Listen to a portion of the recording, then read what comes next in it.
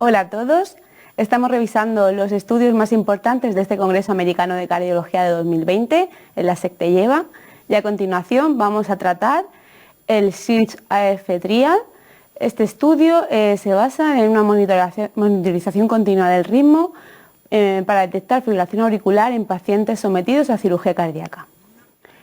La fibrilación auricular posquirúrgica, como sabemos, ocurre entre un 30 y un 50% de pacientes sometidos a cirugía cardíaca, alcanzando un máximo de incidencia a los 3-5 días tras la cirugía y disminuyendo después en los días posteriores. La historia natural de la fibrilación auricular posquirúrgica tras el alta de una cirugía cardíaca no es bien conocida, porque la mayoría de estudios se limitan a la fase de hospitalización. Con esta base, la introducción para desarrollar el estudio SEARCH-AF es por la fibrilación auricular posquirúrgica. Como sabemos, su riesgo no es bien conocido en los pacientes posquirúrgicos y sobre todo en aquellos sin fibrilación auricular previa o durante la hospitalización.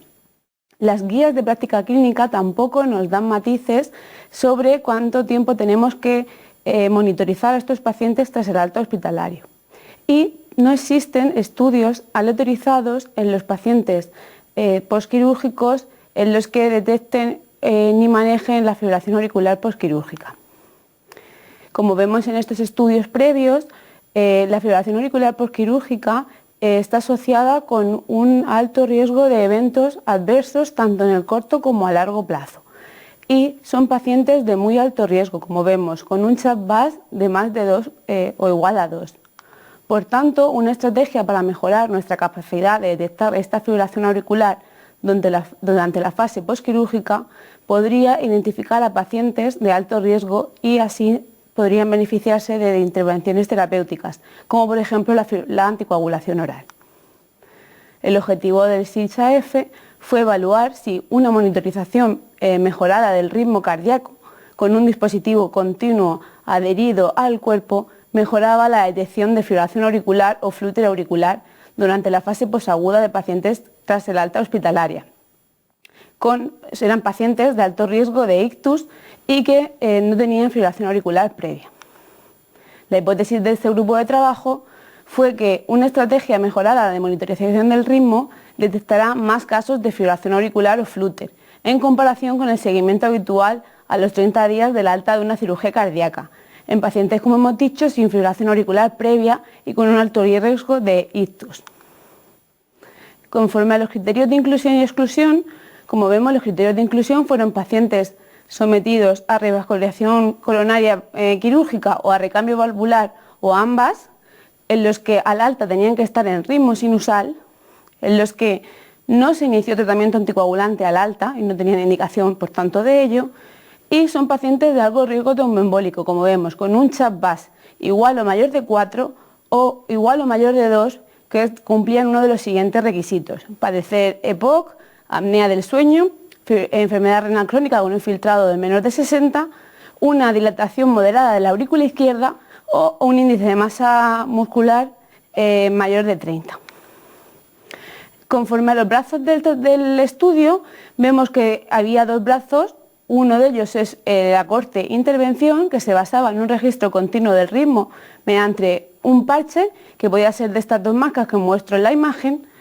que hacía una monitorización continua durante 30 días tras el alta. Estos se comparaban con el grupo control, que fueron aquellos en los que no había un protocolo de registro continuo y que se realizaba electro o Holter según los controles habituales. Como vemos, es un estudio multicéntrico con dos grupos en paralelo, abierto y aleatorizado, y su objetivo primario fue la incidencia acumulada de fibrilación auricular o flúter de mínimo de duración de 6 minutos o documentar un FA o un flúter en el electro de 12 derivaciones. El diagrama de pacientes lo muestro a continuación, en el que vemos que finalmente se aleatorizaron 336 pacientes, 163 fueron al grupo de intervención y 173 al grupo control. Estas son las características basales de los pacientes, que destaco que la edad media fue de 67 años, tenían un alto riesgo tromboembólico con un CHA+-VAS de 4 y la fibrilación auricular durante la hospitalización, solo menor de 24 horas, fue muy baja, como veis, en menos de un 7% en ambos grupos. Con respecto a los resultados, este es el resultado primario, que vemos la incidencia acumulada de FA de más de 6 minutos detectada mediante un electro, que vemos que en el grupo de intervención fue más elevado, como veis, con una incidencia acumulada, una diferencia de un 18%. Con respecto a los resultados secundarios, solo es estadísticamente significativa la diferencia entre ambos grupos en la incidencia de fibrilación auricular de más de 6 horas en los primeros 30 días. El resto de endpoint no fue diferente y es importante destacar que la prescripción de anticoagulación oral no difirió entre ambos grupos.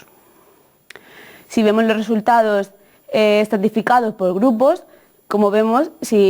por ejemplo en los pacientes en los que se realizaba revascularización o no coronaria, vemos que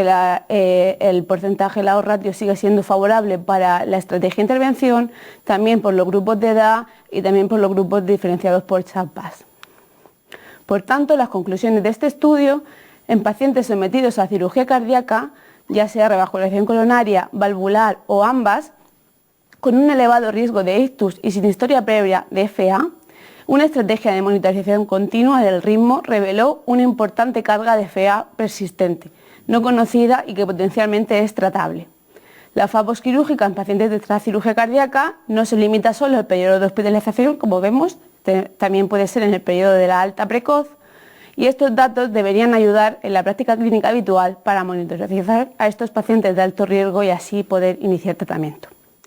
Muchas gracias, esto es lo más relevante del estudio SEARCH-AF y seguimos en la SECTE lleva.